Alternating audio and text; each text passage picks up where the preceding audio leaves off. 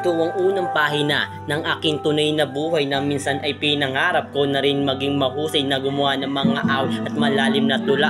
Kahit na palagi ako nilalait ng madla, kinapalan ko ang muka kahit na kinukutya. Kumanta ko sa gitna kahit walang natutuwa, di pa rin nadadala kahit ilang beses natalo. Iniisip ko na ang Diyos sa akin mayroong plano, kaya di nagpa-apekto sige sa pag-i-insight. Kahit na wala sa tono, pinilit makabisado pagsampa sa entablado. Kahit na medyo kabado nang bumanat na ako, nagiyawan ng mga tao. Sa wakas, nagbunga rin ang aking pagtsatsaga, nang dahil sa paggarap ako ay tinitingala gamit ang tintang tula. Ako ay gumagawa ng mga awit na kinakanta ng bata't matanda.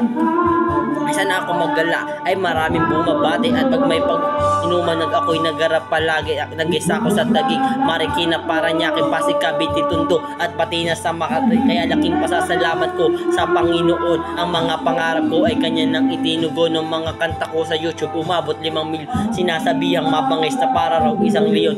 Kaya lalong ginanahan pa ako sa pagsusulat. Makagawa ng mga awit okay lang kahit puyat, kahit magana ang kamay ay hindi iniinda. Di pa rin humihinto kahit ubos na ang tinta at hindi pang panahon ay nag-iba. Marami na nagtataka ko ba't di na ako makanta, bigla wala sa industriya na parang isang bula. Nangihinayang yung iba kung ba't di na ako gumagawa ng mga awit na kinanta ng mga bata sa lansangan at bigaraw lumubog yung dati ko nakasikat. Sa mga taong nanabik, ito ang aking pagbabalik. Hindi naman ako pababa ay pipilitin bumalik.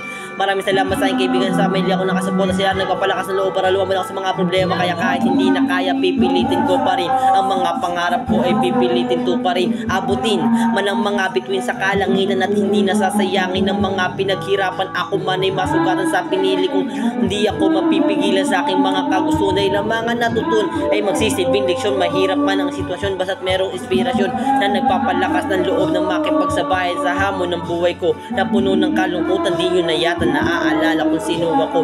Sa bagay, marami na ang nagsisikatan sa mundo. Kung di mo natandaan, susubukan balikan ang mga nakaraan na hinangaan ng ilan.